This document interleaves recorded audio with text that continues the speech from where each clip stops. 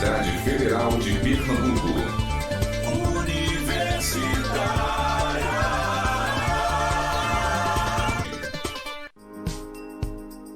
Dicas do Ministério da Saúde para se proteger do novo coronavírus. Medidas simples de higiene podem te ajudar.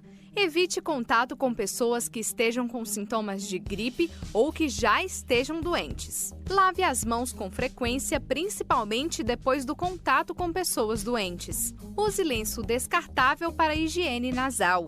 Cubra o nariz e a boca quando espirrar ou tossir. Evite tocar nos olhos, nariz e boca. Lave as mãos após tossir ou espirrar. Não compartilhe objetos pessoais como talheres, pratos, copos e garrafas. Mantenha os ambientes bem ventilados. Se você é profissional de saúde, sempre atenda casos suspeitos utilizando equipamentos de proteção individual. Com estes cuidados básicos, você pode ajudar a reduzir o risco de contrair ou transmitir doenças respiratórias como o novo coronavírus. Ministério da Saúde, Governo Federal. Os nomes de destaque do cenário cultural brasileiro têm espaço privilegiado no palco do programa Aplauso. Toda semana você ouve com a gente uma conversa embalada com muita música e histórias de quem faz a cultura no nosso país. Programa Aplauso, com Carmen Delpino. Toda terça às 8 da noite. Aqui, na Universitária FM, nossa rádio pública.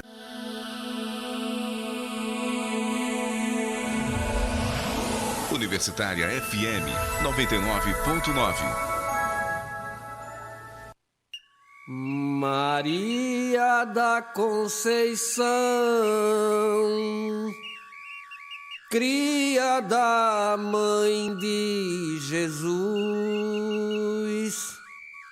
ouve o verso que eu compus para te pedir bom senso. Sai perfume quando penso, por favor, traga-me um incenso, que é pra Deus nos dar uma luz.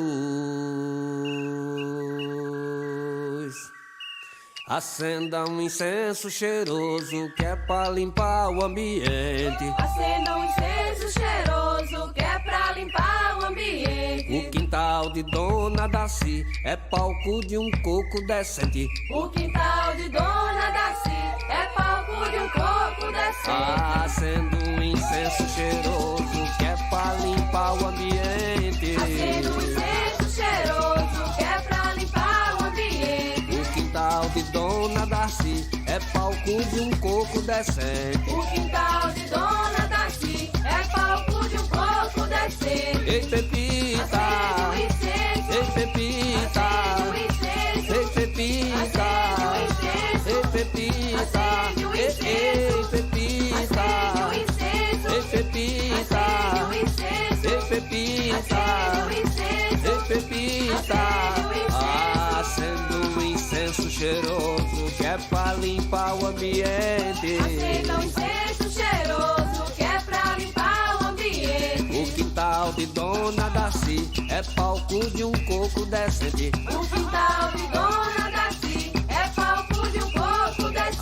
Acenda um incenso cheiroso, que é pra limpar o ambiente. Acenda um incenso cheiroso, que é pra limpar o ambiente. O quintal de Dona Daci é palco de um coco decente. O quintal de Dona Daci é palco de um coco decente. Ei, Pepita! Acende um incenso. Ei, Pepita! Acende um incenso. Ei, Pepita! Acende um incenso. Ei, Pepita! Acende um Ei, incenso. Pepita! Acende um incenso. Ei, Pepita! Acende um incenso. Oi, Pepita! Acende um incenso. Ei, Pepita! Acende um incenso. Acendo um incenso cheiroso, que é pra limpar o ambiente. Acenda um incenso cheiroso, que é pra limpar o ambiente. O quintal de Dona Daci é palco de um coco decente. O quintal de Dona Daci é palco de um coco decente.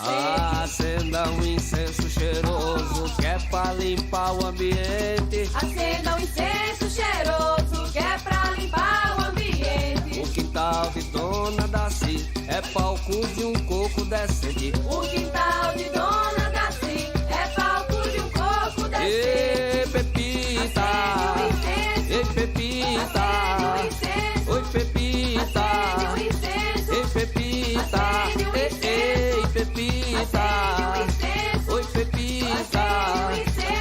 Pepita, acende o incenso, ei Pepita, acende o incenso. ei.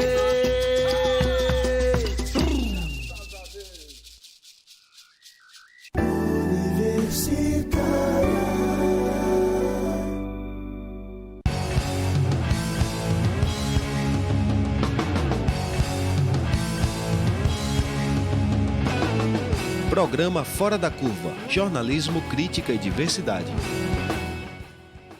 Olá, bom dia, ouvintes da Rádio Universitária 99,9 FM e também os ouvintes da Rádio Paulo Freire 820 AM. Está no ar Fora da Curva, o programa que fala sobre o que a maioria cala. Meu nome é Bruno Nogueira, eu sou jornalista e também professor do Departamento de Comunicação da Universidade Federal de Pernambuco. Nós estamos voltando agora de uma pausa, que demos durante o Carnaval, mas seguimos firmes na missão de apresentar contrapontos nessa narrativa maior que tem sido construída pela mídia corporativa nos últimos anos da trajetória política do país. O Fora da Curva faz um jornalismo posicionado e o nosso lado é o da democracia. Para quem nos escuta pelo rádio, vale lembrar que estamos ao vivo também na internet. Nossa página no Facebook serve de canal principal de interação. Lá você pode mandar perguntas e comentários para os convidados aqui no estúdio. O endereço é facebook.com/programa Fora da Curva.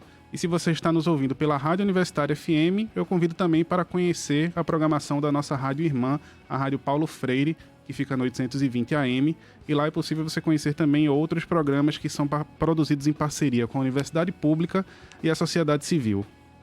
E cresce nas redes sociais a repercussão em torno da manifestação marcada para o dia 15 de março.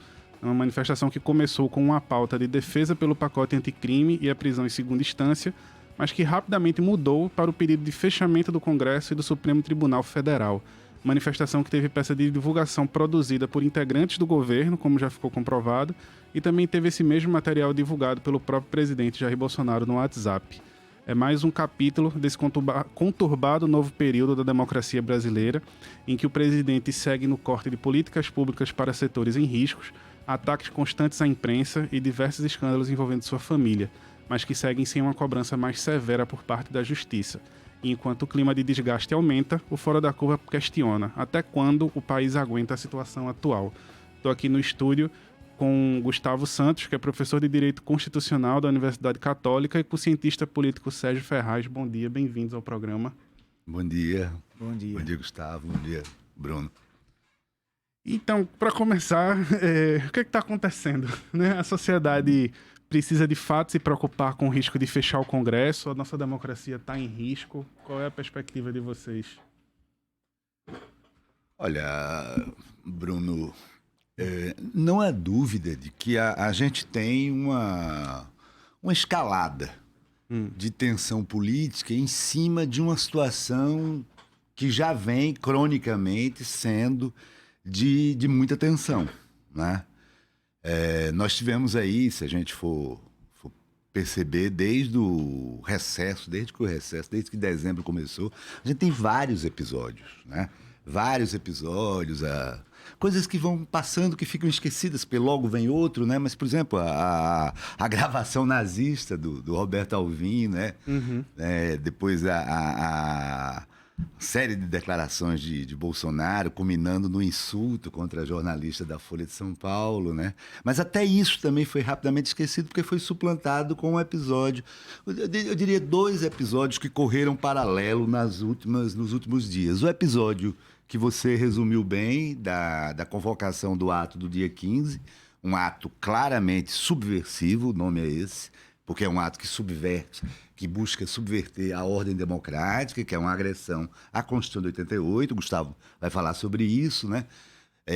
Mas houve também outra evolução extremamente preocupante, que é a evolução sobre a situação no Ceará, né? Uhum. Que marca uma característica que a cada dia fica mais clara do governo Bolsonaro, que de um lado, há uma agressão muito grande em relação a quem quer que possa concorrer com ele em termos de poder, a qualquer órgão de controle que tente estabelecer limites, né? A qualquer dos poderes que tem tanta legitimidade quanto ele, como, por exemplo, o Congresso o Supremo Tribunal Federal, e, do outro lado, um contraste absoluto no jogo de afagos e aproximação permanente e apoio, muitas vezes expresso, outras vezes velado, a qualquer demanda das corporações armadas, sejam federais, estaduais, municipais. Então, a gente chegou a uma situação que me parece ainda mais preocupante quando a gente assistiu nos últimos dias a uma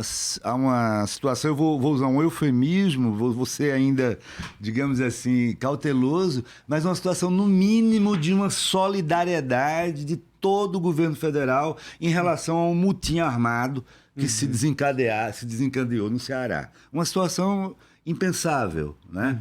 Então, eu acho que a situação é preocupante, sim, embora eu veja também reações na sociedade e acho que esse jogo aí é complexo. A gente vai poder discutir isso hoje aqui.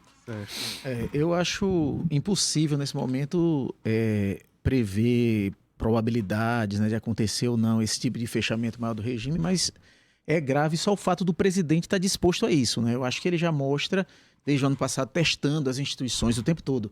Ele lança alguma coisa, espera a reação, volta atrás, daqui a pouco, mais um mês, ele lança outra. Então, eu acho que só isso já tem uma gravidade que a gente precisa se preocupar.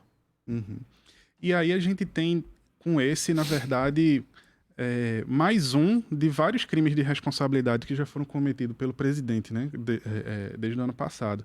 Mas até então, onde eu vi, a gente não teve ainda um pedido de impeachment oficialmente protocolado, né? E aí eu queria saber de vocês, por que é que vocês acham que essa é uma reação lenta, passiva, né? Por que é que os grupos de oposição não estão protocolando ações, enfim, indo atrás do caminho democrático para lidar com esses crimes de responsabilidade? Veja, eu acho que do ponto de vista jurídico a gente já tem elementos. O problema é político, né? Porque você precisa ter um apoio no Congresso Nacional para um pedido desses, para também não alimentar ele, né? Porque eu acho que se você faz um pedido de impeachment e você perde no processo, você acaba dando força a ele.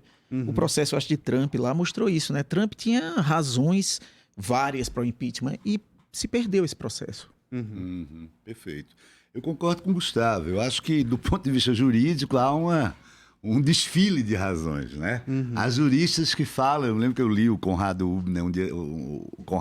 Mendes, lá da USP, ele falava em dezenas de razões. Dá para você fazer um jogral no Congresso com cada parlamentar falando de um crime, né? Então, realmente, é como o Gustavo diz, o problema não é jurídico, né?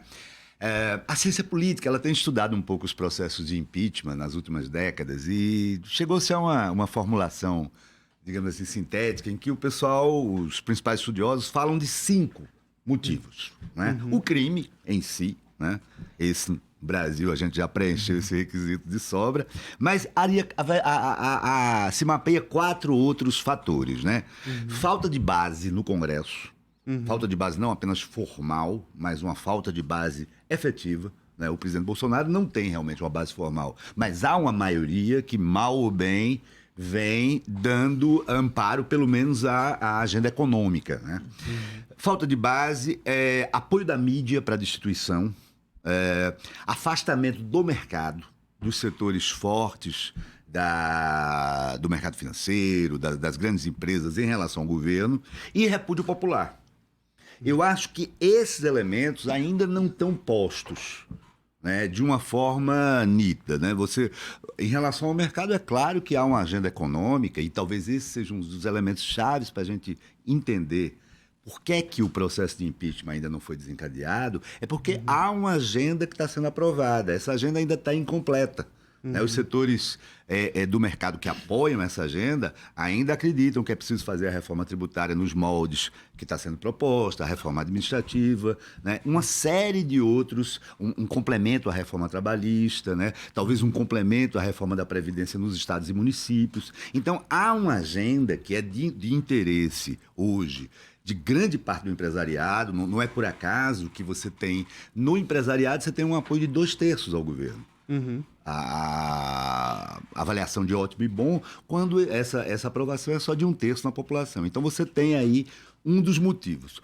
Um outro motivo também, um outro motivo que fica muito claro, é que a gente tem, historicamente, o Congresso com uma avaliação muito ruim Né? Isso se acumulou durante os anos. A imagem do Congresso é uma imagem de muito desgaste, por conta dos reiterados escândalos, por conta dos privilégios, por conta de um certo afastamento entre a elite política e a sociedade. Mesma coisa vale para o Judiciário, né? Mesma coisa vale para o Supremo Tribunal Federal. O Supremo Tribunal Federal há muito deixou de ser um órgão colegiado, coletivo, que aparecesse sempre como uma entidade colegiada, que fala numa voz tendente a posições mais unânimes ou pelo menos expressivas de uma grande maioria, e passou já há mais de década, no mínimo, né, a ser um órgão mais ou menos capturado pelos seus próprios ministros, né? Há estudos na área da ciência política e do direito que mostram,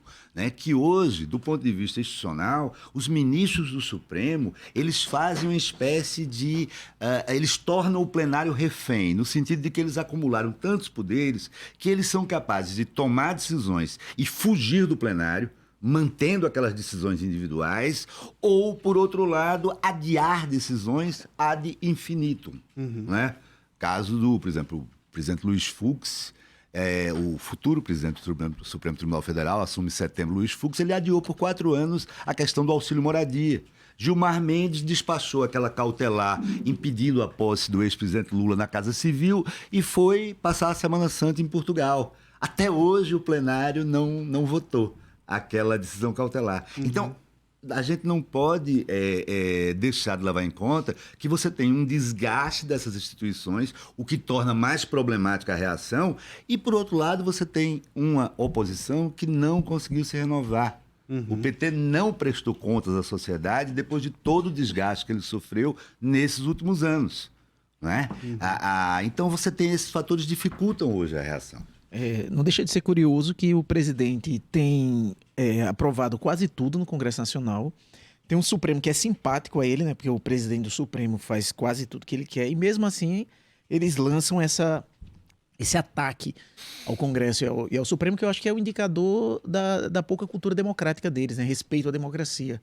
Então, não é porque as duas instituições estão colocando muitas travas para eles, não. Eu acho que é uma coisa maior aí. Eu acho que é deslegitimar mesmo qualquer tipo de autonomia, independência que exista só por existir, porque em tese ameaça eles.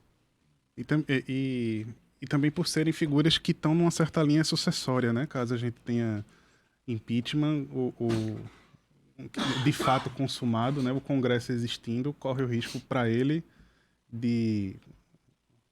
Veja, na minha opinião, eu acho que tem aí uma diferença que deve ser feita, né? Eu acho que a agenda do núcleo bolsonarista, do núcleo radical bolsonarista, é uma agenda diferente da agenda do mercado. A agenda de Paulo Guedes, essa sim, tem tido algum sucesso, menos por Paulo Guedes e mais pelo fato de haver no Congresso, principalmente das cúpulas do Congresso, principalmente de Rodrigo Maia, uma decisão de endossar essa agenda. Mas eu quero me referir, eu acho que a insatisfação de Bolsonaro se deve ao fato de que as armas, né, a liberação de armas, o excludente de ilicitude, né, a radicalização em termos de costumes, né, de aprovação de uma agenda reacionária contra a família, anti-minorias, né? A questão das reservas indígenas, a questão do Código Nacional de Trânsito. Essas são as questões, digamos assim, do coração do bolsonarismo.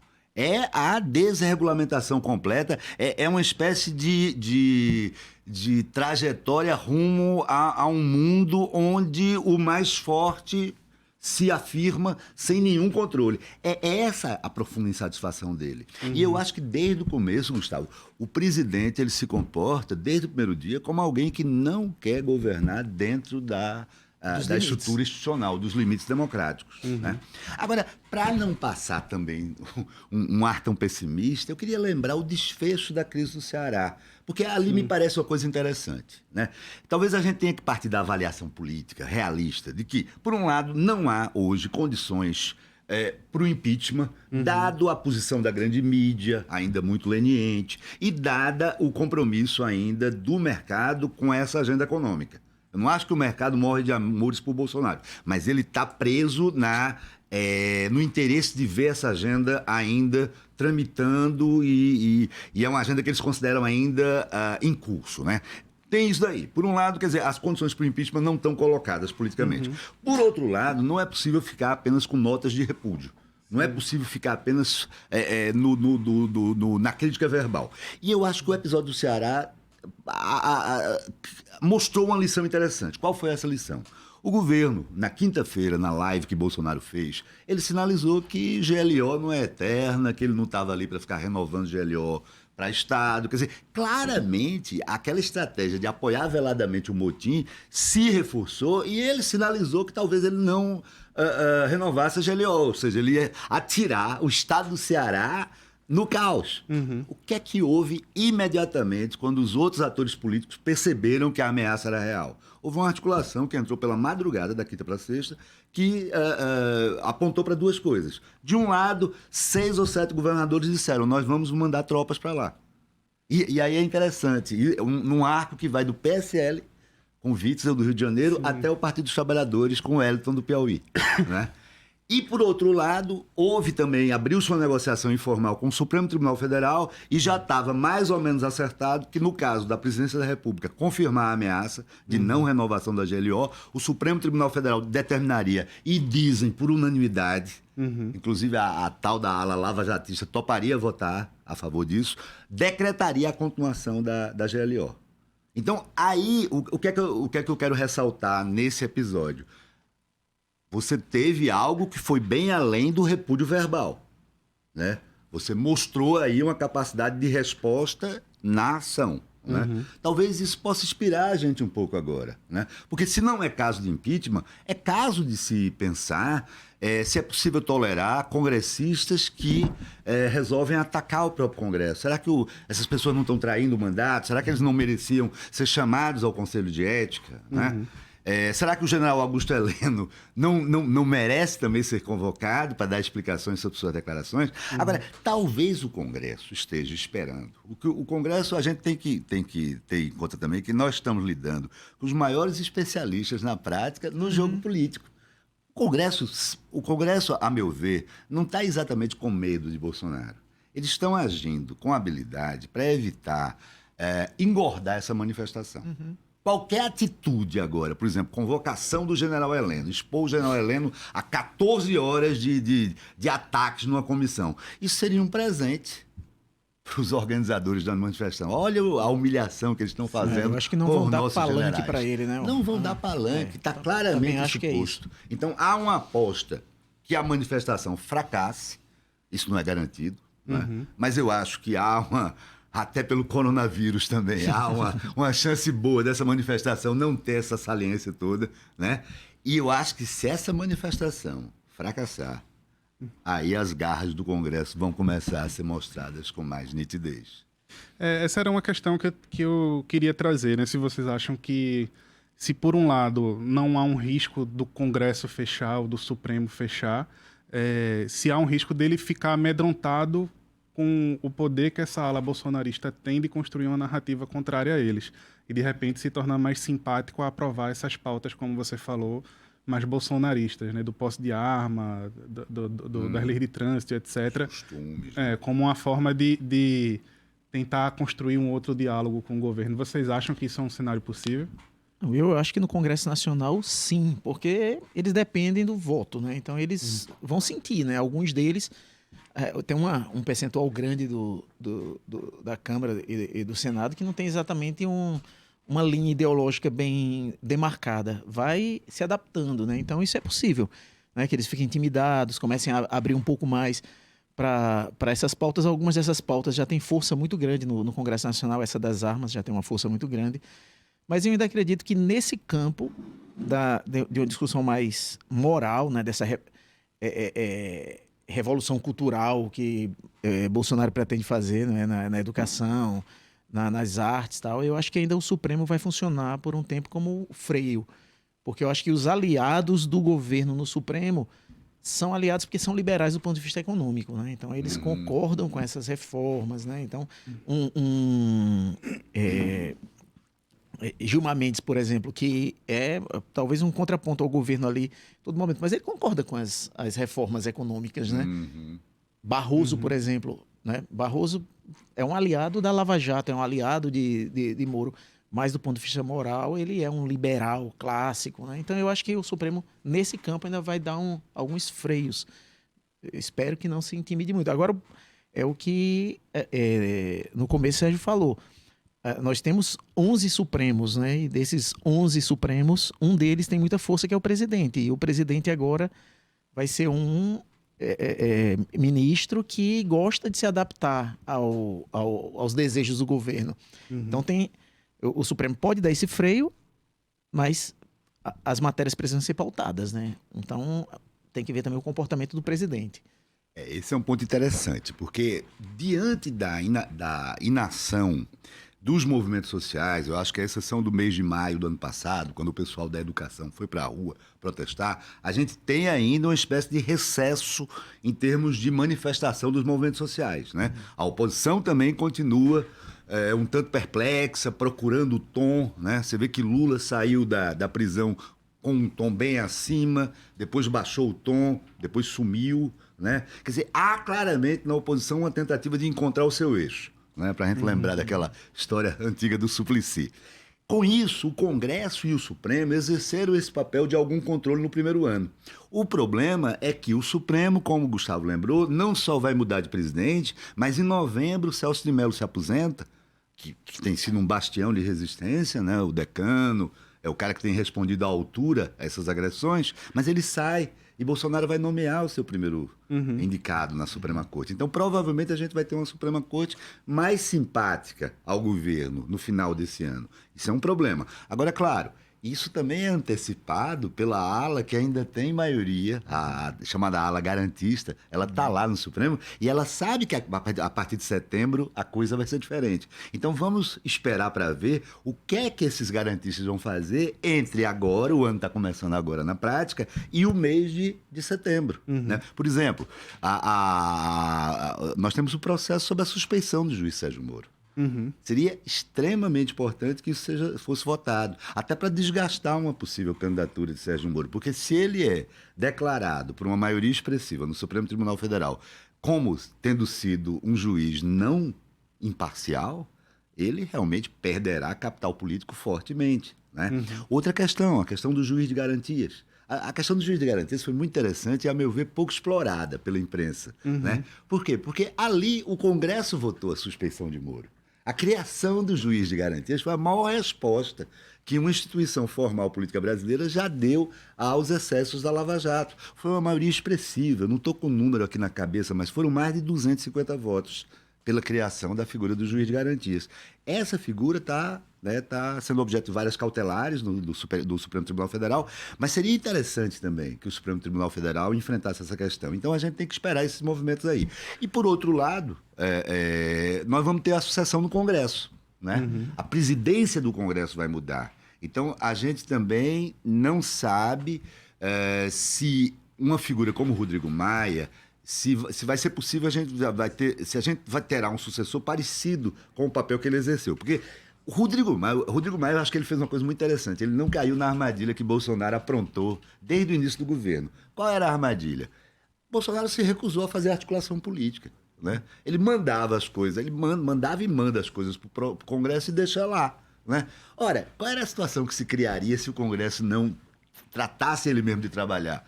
Paralisia decisória. Aí o que é que você podia esperar diante disso? O mercado ia subir pelas paredes, porque as suas reformas estariam paralisadas, né?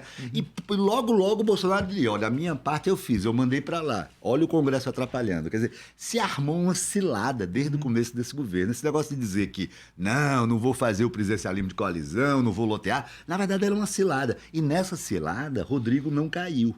E não só o Rodrigo, mas toda a composição que envolve, inclusive, uma interlocução com a esquerda. Né? Eles tocaram a agenda, não é a agenda dos meus sonhos, mas era a agenda que estava aí, tocaram, mostraram trabalho, né? E, por outro lado, por conta, inclusive, da participação da oposição da esquerda, foi possível aparar o pacote anticrime de Moro de muitas atrocidades que estavam ali e melhorar, ou pelo menos deixar menos pior, a própria proposta da Previdência. Vocês lembram que era previsto um regime de capitalização completamente fracassado no Chile, que jogou milhões de idosos na miséria. Paulo Guedes queria impor isso aqui, queria cortar benefício, aquele benefício de prestação continuada. Nada disso foi aprovado. Então, a minha preocupação é, será que a Câmara dos Deputados, na sucessão, vai ser capaz de eleger alguém que mantenha essa posição de, pelo menos, alguma distância em relação ao governo? Então, é esse o cenário que me preocupa, né? Os dois órgãos que, de alguma maneira, puderam pontuar um pouco e impedir esse avanço autoritário, eles vão passar por mudanças nas suas gerências, digamos assim, né? E eu me preocupo um pouco com esse resultado aí. Eu tinha uma questão que eu queria trazer, mas acho que você meio que já respondeu, né? Se o fato do presidente ter se colocado dentro dessa narrativa de fechar o STF, se colocava em xeque essa indicação de Moro ao Supremo, mas você acha que não, né? Você acha que Moro deve ser indicado? A gente não tem nenhum tipo de garantia, porque se você me perguntasse isso há 3 semanas atrás, eu diria que Moro não ia mais, né? Tava se criando ali uma tensão entre eles. Mas eu acho que Moro pode ser beneficiado pelo capital político que ele tem. De Bolsonaro pensar assim, não, é melhor ele no Supremo e não ser candidato na próxima eleição presidencial, né? Uma forma de... E pode ser um acordo, inclusive. Eles podem fazer um acordo. Ele chegar para Moro e falar: Moro, eu não queria mais você, não. Mas a gente faz um acordo. Você vai para o STF, mas esquece da política por enquanto, né? Então, eu acho que hoje, por isso, né? Eu acho que Moro ainda tem uma possibilidade de ir para o STF. Mas eu acho que ele estava procurando outros nomes, né? E... o juiz da Lava Jato no Rio de Janeiro, Marcelo Bretas. O Bretas tem se escalado, né? O Bretas tem mostrado fidelidade a ele, né? Ali se afastando do Witzel, né? Então, o advogado-geral da União também tem tentado mostrar que é terrivelmente evangélico, né? Que foi um conceito que o próprio Bolsonaro utilizou, né? Então, não tem garantia de que será o Moro, mas eu acho que hoje existe essa possibilidade. 3 semanas atrás eu diria que não. A gente tem que dar um rápido intervalo, mas daqui a pouco a gente volta. Fora da Curva, jornalismo analítico na Rádio Universitária, a nossa rádio pública.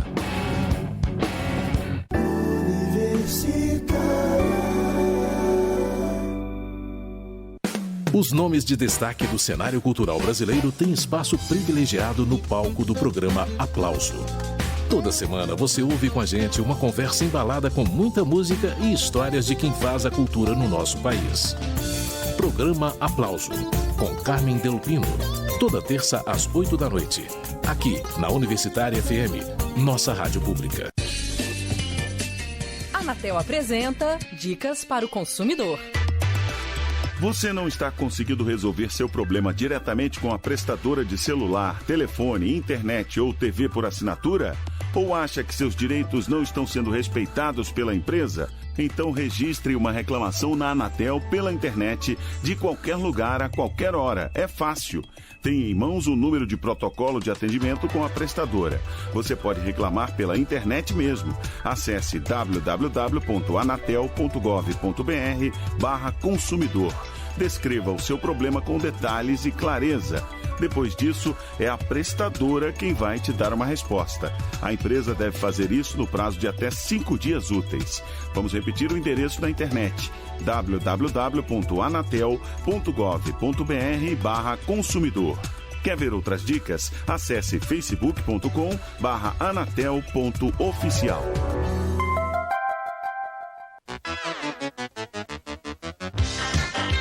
Aqui na Universitária FM, sua viagem musical pelos anos 80 tem dia e hora marcada. Hello! Toda sexta, às 8 da noite, 80 por hora. Com Cássio Shoa e Natália Demerri. Aqui na Universitária FM. Curta a página da Universitária no Facebook e acompanhe todas as novidades da nossa programação. Participe das transmissões ao vivo, direto dos nossos estúdios. Curta, comente, compartilhe o conteúdo multimídia da nossa rádio pública. facebook.com/99 Universitária. 99.9 MHz. Programa Fora da Curva. Informação a serviço da maioria. Estamos de volta com o programa Fora da Curva, que tenta lançar alguma luz hoje à atual situação política do país. Estou aqui no estúdio com Sérgio Ferraz, que é cientista político, e também com o professor de Direito Constitucional da Católica, Gustavo Santos.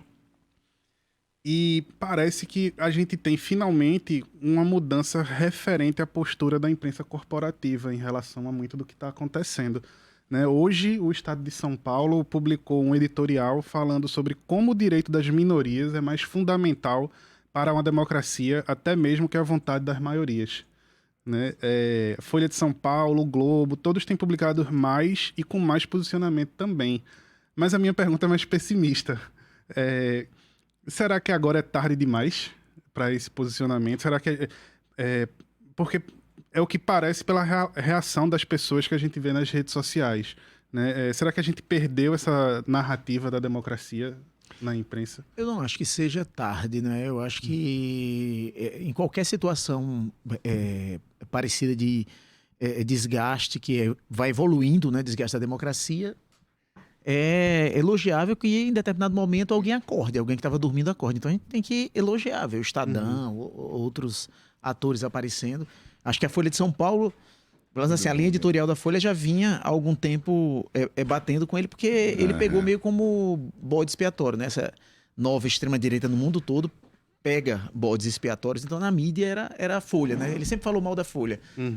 Tanto é que ele dizia que ia tirar assinaturas da Folha, não dizia das outras, né? Às vezes nas entrevistas ele não respondia ao repórter da Folha. Continua dizendo, ele anunciou que vai na Fiesp semana que vem, pedir aos empresários lá que não anunciem nesse tipo de veículo. Mas ele está incluindo outros agora, né? Isso é bom. eu acho que isso é bom. Agora, deixa eu fazer um complemento para um comentário de Gustavo. Antes do seu complemento, só anunciar que a gente agora também está com Liana Cirne, né, advogada, professora de Direito da Universidade Federal. Bem-vinda, Liana. Obrigada, Bruno. Bom dia a todo mundo. Para complementar o seguinte, eu tenho a impressão, a relação de Bolsonaro com Moro é interessante, porque ao mesmo tempo há uma convergência, mas há tensões. A impressão que eu tenho é que Bolsonaro gostaria de usar a figura de Sérgio Moro, que ainda é muito popular, da forma como ele quisesse. Ele gostaria de ter Sérgio Moro, por exemplo, à disposição para uma eventual vice-presidência em 2022, né? O problema é que ele não tem a garantia que Sérgio Moro toleraria aquela perda de poderes, houve a ameaça de tirar a parte de segurança pública lá do ministério dele, e é essa parte que está permitindo ele fazer essa propaganda de que os homicídios estão caindo e que, de alguma maneira, teria conexão com ele, quando não tem. Fórum Nacional Brasileiro de Segurança Pública já mostrou que isso tem muito mais a ver com as ações dos estados do que com o governo federal, né? Então, há essa tensão aí, né, entre Bolsonaro e Sérgio Moro. Ainda que Bolsonaro faça esse acordo que Gustavo se referiu, que é uma possibilidade, coloca no Supremo ele como uma forma de se livrar de um concorrente, esse, a meu ver, não é o resultado ideal para Bolsonaro, porque ele aí perderia a possibilidade de usar Moro com o capital político. E mais, não teria a garantia que Moro não poderia mudar de ideia e renunciar ao Supremo para concorrer. Embora eu acho, na minha avaliação, o que Moro quer é a cadeira lá na Suprema Corte. E a maior prova disso é o servilismo absoluto que ele tem demonstrado em relação aos interesses de Bolsonaro, né? Agora, quanto à mídia, eu acho que aí aparece de novo a contradição. Quer dizer, eu acho que a grande imprensa ela está entre o fogo, entre a cruz e a espada. De um lado, ela vê que a avaliação que a esquerda já fazia lá de trás, desde a época da eleição, de que Bolsonaro era um risco e que não havia nenhum sentido em traçar aquele paralelismo entre PT e bolsonarismo, né, que era um absurdo aquilo ali. Você tinha um professor de centro-esquerda disputando contra um candidato de extrema-direita, né? E a mídia não viu isso. Hoje eu acho que a maior parte da imprensa, da grande imprensa, da imprensa corporativa, está convencida realmente dos riscos reais de Bolsonaro. Mas, ao mesmo tempo, ela tem o problema da agenda econômica, né? Só que aí é que eu acho que a gente pode ter novidade, porque eu lembro o seguinte, todas essas experiências autoritárias internacionais, elas não são casadas com uma política econômica de austeridade fiscal. Muito pelo contrário.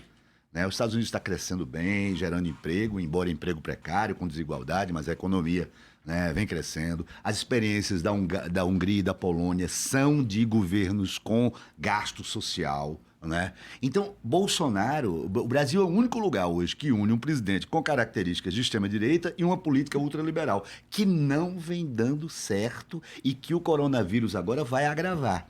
Então, eu fico pensando que uma evolução possível que pode destravar esse nó é se Bolsonaro decidir se livrar de Paulo Guedes, que não é uma impossibilidade. Há muita gente já falando e apontando bons argumentos para mostrar que a situação de Paulo Guedes é cada vez mais frágil. Esse episódio que a gente discutiu aqui da convocação da manifestação, ela tem por trás uma quebra de acordo, uma quebra de palavra do próprio Paulo Guedes. O acordo sobre o orçamento impositivo foi feito pelo general Ramos e por Paulo Guedes. Paulo Guedes mudou de posição e isso deixou o Congresso enfurecido. Né? E, ao mesmo tempo, o próprio Bolsonaro não está satisfeito com um crescimento econômico que nunca vem. Na hora em que Bolsonaro avançar contra Paulo Guedes, o vínculo estrutural entre agenda econômica e rejeição das elites do mercado ao processo de impeachment, ele acaba. E isso pode gerar uma mudança de cenário. A gente abriu a aresta para falar de várias coisas agora, mas eu queria aproveitar que Liana chegou, né, e resgatar um pouco a primeira questão que a gente estava conversando, que eu queria saber do seu ponto de vista o que é que representa para a nossa democracia hoje, tanto esse ato que está sendo convocado para o dia 15, como essa relação direta que está tendo entre o presidente e figuras de dentro do governo dele, no impulsionamento a isso, né? Esse pedido de fechamento de Congresso e de Supremo Tribunal Federal. É motivo para impeachment. E me parece... tem uma gravidade muito maior do que os outros fundamentos para impeachment que o presidente já nos deu. Eu sempre digo que os fundamentos para o impeachment eles têm que ser organizados por ordem cronológica e ordem alfabética, porque são muitos. Então, a gente tem que sistematizá-los. No entanto, dessa vez, a gravidade é muito maior. Porque realmente ele atenta contra a separação de poderes, ele atenta contra os poderes do Estado, contra as instituições, ele conclama a sociedade civil a participar de um ato que tem como objeto o fechamento do Congresso Nacional. Ele é um ato que usa a imagem do Bolsonaro e do vice-presidente general Mourão. Isso é importante, porque embora Mourão tenha vindo a público dizer que não autorizou o uso da imagem, ele não foi explícito, ele não foi expresso em dizer que não endossava o ato. Então, na minha opinião, não apenas é fundamento para o impeachment do presidente Jair Bolsonaro, mas é fundamento para o impeachment do vice-presidente Mourão.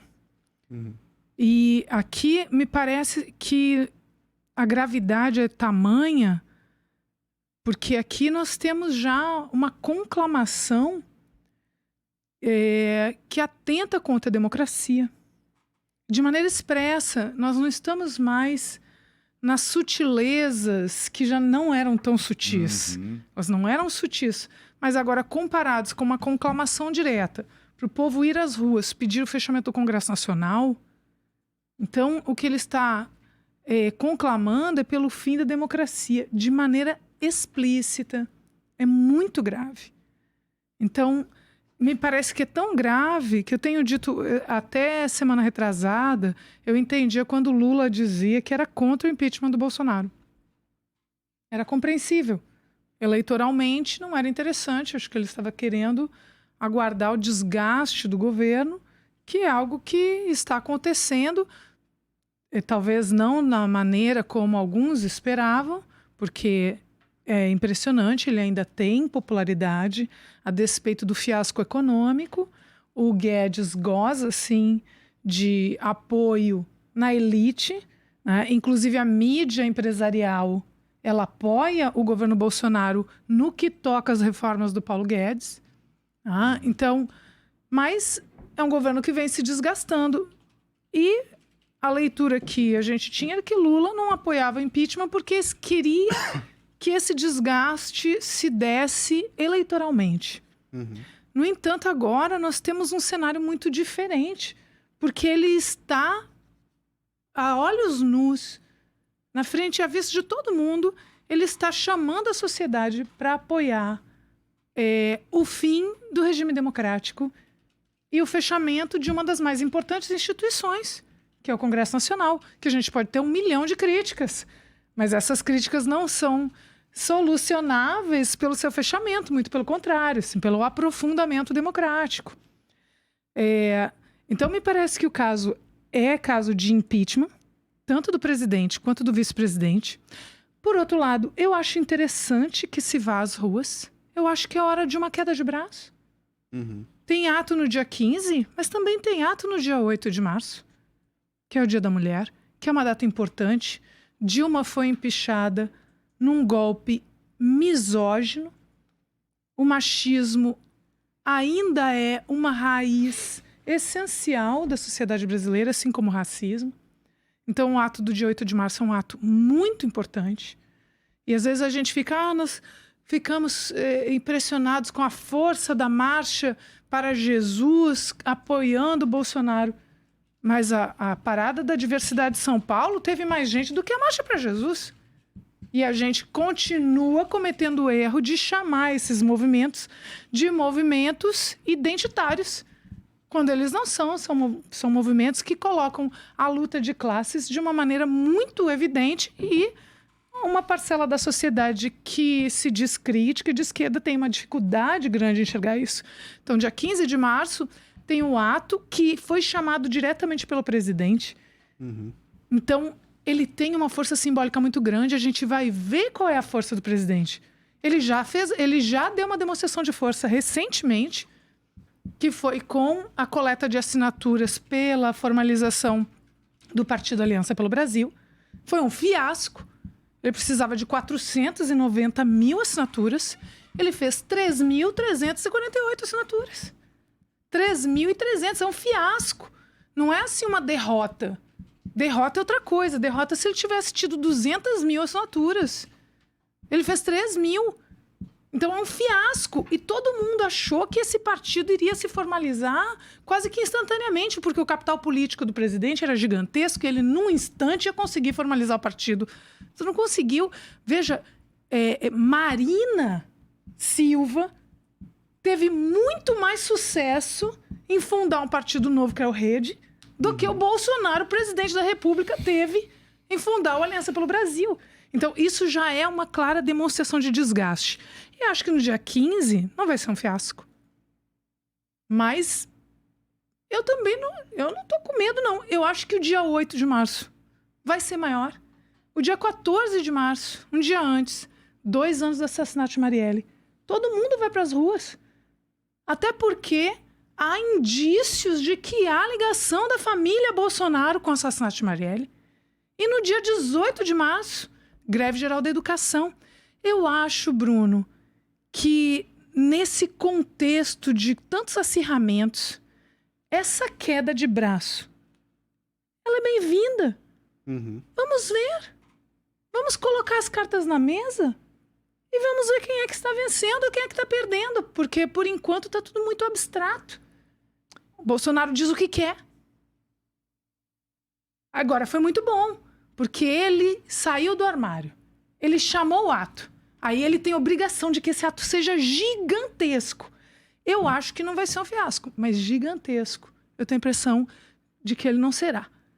Porém, o dia 8 de março e o dia 14 de março, eu acho que vão ser gigantescos.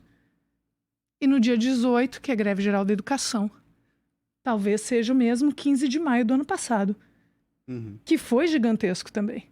Então, acho que é um bom momento para a gente fazer esse teste de força nas ruas. Lina, mas eu acho que ele trabalha com a dubiedade, assim, ele finge que vai, não vai, porque essa questão do compartilhamento do vídeo, chamando, convocando, depois ele, não era, ele ficou inventando, ele disse meio que era de querendo se 2015, afastar, então se é um fiasco, não necessariamente colar nele, né, não era ele que estava convocando, tanto é que dizem que ele orientou os ministros a todos se afastarem do ato, né, todos se afastarem, ninguém mandar convite para ninguém falar sobre esse ato, porque eu acho que ele também pensa isso, que o ato pode ser um fiasco, entendeu? Mesma coisa do partido, eu acho que o do partido, ele não queria esse partido para a eleição municipal agora, porque eles iam perder nas grandes capitais, eles não teriam candidatos competitivos na maioria das capitais, então seria ruim para ele.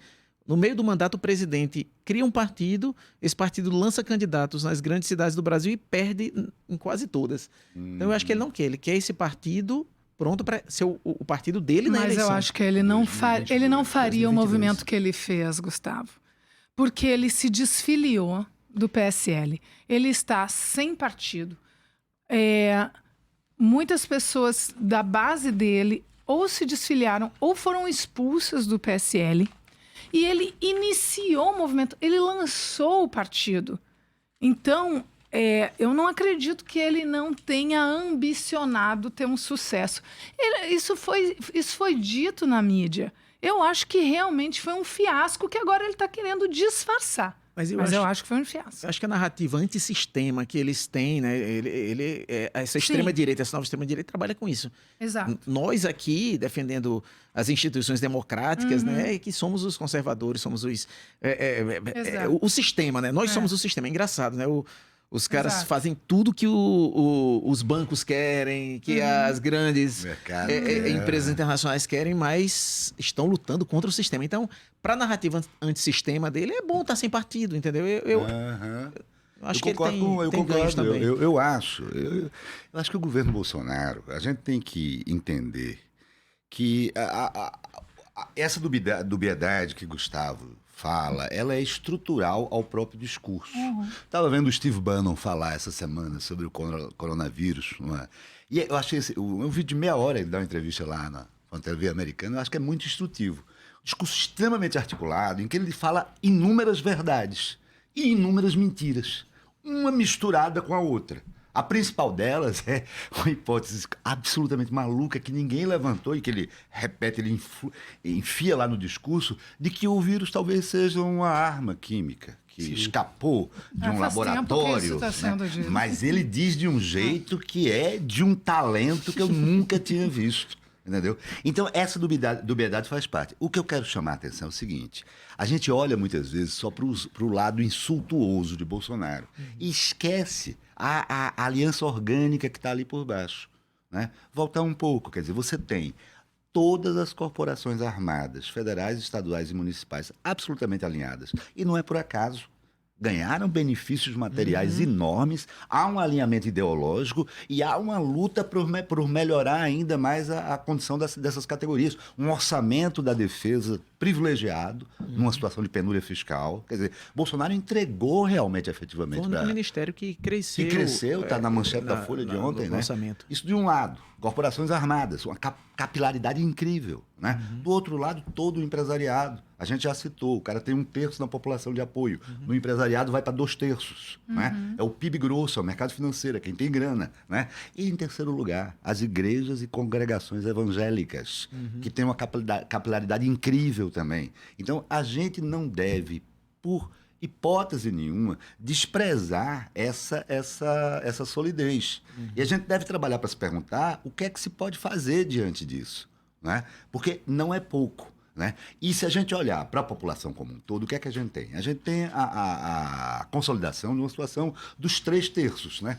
1/3 na oposição, sustentando os valores humanistas, civilizacionais, democráticos, mas 1/3 do outro lado, tolerando de uma maneira que a gente nunca imaginou que fosse possível todo esse desfile de barbaridades. Onde é que a gente disputa? O que é que está em disputa? O terço restante. E aí eu me permito fazer uma crítica à própria oposição, não só ao PT, os outros partidos de oposição. Nós estamos pagando o preço agora, essa relativa inação diante desse avanço autoritário, é o preço da falta de enfrentamento das nossas questões. Quando o PT se recusa a se renovar e se recusa a enfrentar o problema da corrupção, que é óbvio, né? Estava num debate no PT estadual essa semana, eu estava lembrando, gente, Caixa Econômica Federal. Existia um sujeito lá chamado Fábio Cleto, um dos vice-presidentes. Era o operador de Eduardo Cunha, nomeado no governo do PT, e que pegava aquele fundo de investimento do FGTS, que é uma fortuna, para infraestrutura, né, para fazer o que o Brasil precisa, e negociava. Só saía o empréstimo para as empresas com base em 3, 4, 5, 6, 7, 8%, que ia direto para o seu Eduardo Cunha e para o outro doleiro que trabalhava com ele, que eu ando esquecido do nome, desde semana passada, não é o Youssef, não, é outro. É aquele que toca fogo da cadeia. Quando os caras brigam com ele, ele ameaça tocar fogo. Ele ameaçou um cara tocar fogo na casa dele com uma mulher grávida do cara dentro de casa, né? Então, isso aconteceu, né? Joaquim Levy, ministro da Fazenda, neoliberal, que é o responsável, um dos maiores responsáveis por essa recessão que a gente atravessa até hoje, ele não foi nomeado pela CIA, nem pelo Departamento de Estado, nem pelo PSDB. Ele foi nomeado pela presidente Dilma, né? E a política econômica fracassada também do governo Dilma, que deu R$500 bilhão de desoneração tributária para os empresários, uma transferência de renda ao contrário, né? E deu mais R$500 bilhão de crédito no BNDES a esses mesmos empresários, na esperança de que o investimento privado aumentasse. É o mesmo raciocínio que os governos conservadores fazem no Reino Unido, que os republicanos fazem nos Estados Unidos, né? Nós vamos baixar o imposto de quem tem dinheiro e quem tem dinheiro vai investir. É tipo aquela história, quando era pequeno, né? O filho pede o presente para a mãe e a mãe diz, na volta a gente compra, meu querido. Não acontece nunca, né? Então, são esses erros na área de corrupção, erros na área de política econômica, erros na área de abertura para a sociedade. Nós tivemos um governo que recebeu, a estatística até hoje eu não acredito, Dilma recebeu 5 parlamentares durante o primeiro mandato dela. Ela não dialogava com o movimento social, não dialogava com o empresário, não dialogava com o Congresso, e quem leu A Verdade Vencerá, aquela entrevista longa de Lula, leu lá, viu que Lula dizia, nem eu conseguia falar. Então, gente, ou se enfrenta essas coisas, ou a oposição se renova de verdade. E aí eu estou falando do PT, porque o PT é o partido mais importante. Mas eu podia estar falando do PSB, do PDT, de Ciro, que vive para agredir Lula, que é uma coisa absurda, né? Ele tem que agredir Bolsonaro, que quase mata o irmão dele lá, né? Então, ou a oposição se renova, ou a gente vai ficar torcendo para que esses atos não juntem muita gente. Porque se juntar, vai estar dada a autorização popular para o Bolsonaro cruzar o Rubicão autoritário. De um certo modo, eu acho que essa recolhida de assinaturas serve como, para a criação do Partido Novo, serve como um raio-x, de fato, sobre esse poder de articulação, né? Eu lembro que aqui em Recife se tinha uma previsão de conseguir mais do que 5.000 assinaturas, né? Quanto se conseguiu? Oi? Não sei, mas no Brasil inteiro conseguiu 3.000. 3.300. E teve atos para coleta de assinatura, teve outdoors. Aqui em Recife, no meu trajeto, eu passo por 3 outdoors, né? A renovação, com a foto gigante do Bolsonaro. Eu continuo dizendo, estou convencida de que ele empenhou o capital político dele nisso e não foi bem sucedido. E não é que não foi bem sucedido, foi um fiasco. Foi um fiasco. E acho que esse é um dado que a gente não pode ignorar. Ele não é um dado exclusivo, mas ele é um dado importante. E a gente tem que avaliar isso. E acho que dia 15 vai ser um dia importante. Vamos ver. Eu acho que vai ter um número considerável de pessoas e acho que vai ser muito distante de ser um ato gigantesco. E a gente tem que saber ler esses movimentos. Eu quero muito ler o dia 8 de março, o dia 14, o dia 15 e o dia 18. Eu acho que são atos muito importantes e que vão nos dar um panorama. A rua é sempre um panorama importante da política. Além do número de pessoas, eu acho que é importante também a postura da mídia ao narrar, né, as manifestações. Porque na época do impeachment, algumas manifestações no começo, que não eram tão grandes assim. Aí transmite ao vivo, dá aquele foco para parecer que tem mais gente. Dá o close, né? Para parecer que tá lotado, só tem 6 pessoas. O clima não é mais aquele, né? Da relação, a não ser grandes redes de televisão, o SBT, ou TV aberta, né? SBT, Record e Bandeirantes, talvez ainda façam isso. Eu não acho que vai ter muita diferença em relação a isso, não. Mas eu acho que a Globo não tá mais nesse clima. Então, por exemplo, fazer transmissão ao vivo de manifestação. A gente não tinha isso no Brasil. Manifestações em vários momentos da história. A Globo conclamou a sociedade. Exatamente. Inclusive, dia 15 de março vem sendo uma data utilizada pela direita. 15 de março de 2015 foi o primeiro ato pelo impeachment da Dilma. Foi 15 de março de 2015. Depois de 15 de março de 2016 também teve ato. 15 de março de 2018 já foi um ato pró-Bolsonaro. Então eles têm utilizado essa data. O vídeo era velho. Ele até usou isso, né? Rapaz, veja, é uma coisa tão absurda que o grande antagonista do Bolsonaro agora é o youtuber Felipe Neto. Ele que disse, mas meu Deus, tem uma cena da facada de 2018. Como é que o vídeo podia ser de 2015? É uma mentira descarada. Gente, infelizmente o tempo da gente tá se esgotando. Né? E eu queria aproveitar esse tempinho justamente para lembrar que a gente falou bastante hoje desse 15 de março, mas é importante lembrar das manifestações progressistas, como a Liana fez muito bem já aqui, né? Que todas também vão ter espaço aqui no Fora da Curva para a gente conversar e falar sobre elas. A gente tem, no dia 8 de março, o Dia Internacional das Mulheres, no dia 14, os 2 anos da execução de Marielle Franco, e no dia 18, a greve nacional da educação, a educação... Um dos pilares que mais tem levado porrada.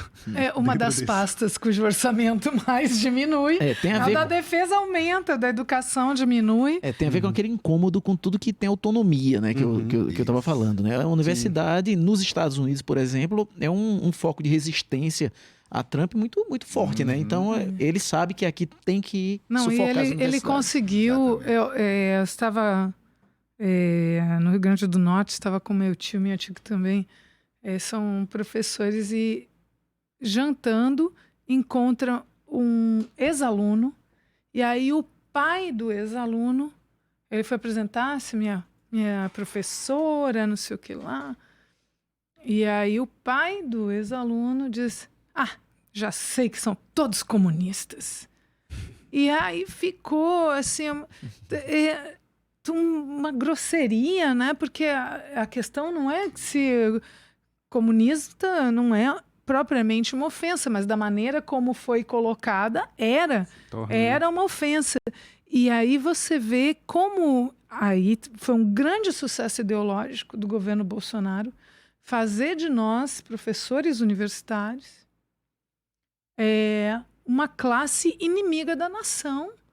É impressionante. Aquilo que em qualquer país civilizado é considerado um sinônimo de uma pessoa de respeito, uma pessoa cuja opinião merece ser escutada com atenção, alguém que estudou para poder se posicionar.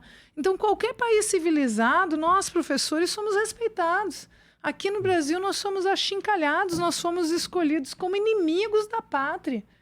Então, é óbvio que não pode prosperar, né? Eu vou ter que te interromper, porque a gente acabou o tempo. Agora, mas já chamando para o ato do dia 18, então, Obrigado pela participação de todos de vocês. O programa teve produção e locução minha, Bruno Nogueira. Nas redes sociais, Larissa e Pedro Henrique. Os trabalhos técnicos de Marco da Lata. O programa Fora da Curva é uma realização do Departamento de Comunicação Social com o apoio do Departamento de Sociologia e do Núcleo de Rádio e TV Universitárias. Parceria com o Marco Zero Conteúdo, Centro das Mulheres do Cabo, SOS Corpo, Centro Sabiá, Terral Coletivo de Comunicação, Centro de Cultura Luiz Freire. Esse programa fica disponível em nossa página do Facebook e no canal do YouTube.